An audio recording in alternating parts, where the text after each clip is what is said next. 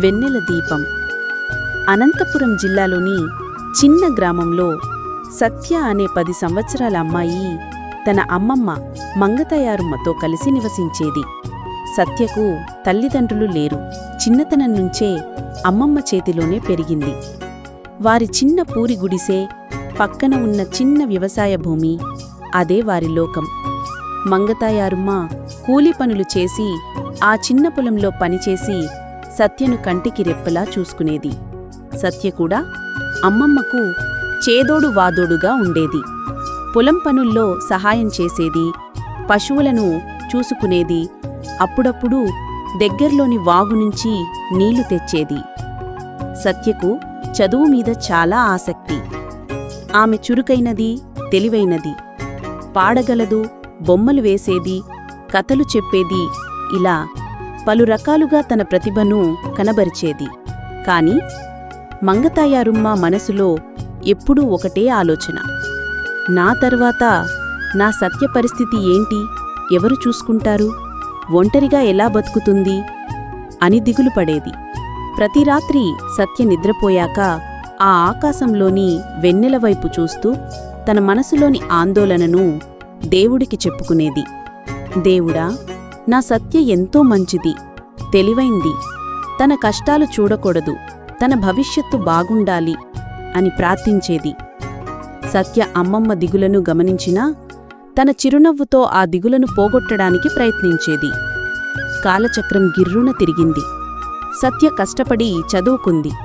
ఆమె ప్రతిభను గుర్తించిన ఉపాధ్యాయులు ఆమెను మరింత ప్రోత్సహించారు. 15 ఏళ్లు వయసు వచ్చేసరికి సత్య చదువులోనే కాక చిత్రలేఖనంలో, నాటకాల్లో, ఉపన్యాస పోటీల్లో పాల్గొని ఎన్నో బహుమతులు గెలుచుకుంది. గ్రామంలో ఆమె పేరు మారుమోగిపోయింది. మంగతయారుమ్మ ఆనందానికి అవధులు లేవు. తన మనసులోని భయం క్రమంగా తొలగిపోయింది. కాని జీవితం ఎప్పుడూ మనం అనుకున్నట్లు ఉండదు కదా. సత్య ఇంటర్ పూర్తి చేసి పెద్ద యూనివర్సిటీలో సీటు సంపాదించిన రోజు, అప్పటికే వృద్ధాప్యంతో బలహీనపడిన మంగతాయారుమ్మ తన చివరి శ్వాస విడిచింది. సత్య విజయాన్ని చూసి ఆమె మురిసిపోయింది. నా సత్యను చూడు, ఎంత ఎత్తుకు ఎదిగిందో అని సంతోషంగా కళ్ళు మూసుకుంది. సత్యకు అది తీరని లోటు. తన విజయాన్ని చూడటానికి అమ్మమ్మ లేకపోవడం ఆమెను చాలా బాధించింది. అయినా మంగతాయారుమ్మ ఇచ్చిన స్ఫూర్తితో సత్య మరింత ధైర్యంగా ముందుకు సాగింది. ఉన్నత విద్యను పూర్తిచేసి ఒక గొప్ప చిత్రకారినిగా, రచయిత్రిగా పేరు ప్రఖ్యాతలు సంపాదించుకుంది. ఆమె పేరు దేశ విదేశాల్లో మారుమోగింది. తన బాల్యం, తన అమ్మమ్మ ప్రేమను గుర్తుచేసుకుంటూ ఆమె అనేక గొప్ప చిత్రాలను, కథలను సృష్టించింది.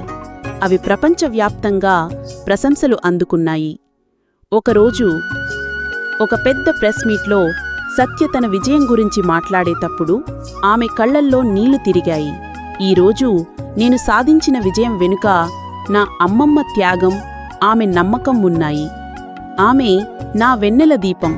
ఆమె నా పక్కన లేకపోయినా ఆమె ఆశీర్వాదాలు నాకు ఎప్పుడూ తోడుంటాయి. ఆమె భయం నాలో ధైర్యాన్ని నింపింది. ఆమె ప్రేమ నాలో ప్రతిభను వెలికితీసింది అని చెప్పింది. ఆమె తన అమ్మమ్మ మంగతయారుమ్మ పేరు మీద ఒక అనాథ ఆశ్రమాన్ని, కళాపాఠశాలను స్థాపించి ఆమె కలను నిజం చేసింది. నీతి: నిజమైన ప్రేమకు మరణం లేదు.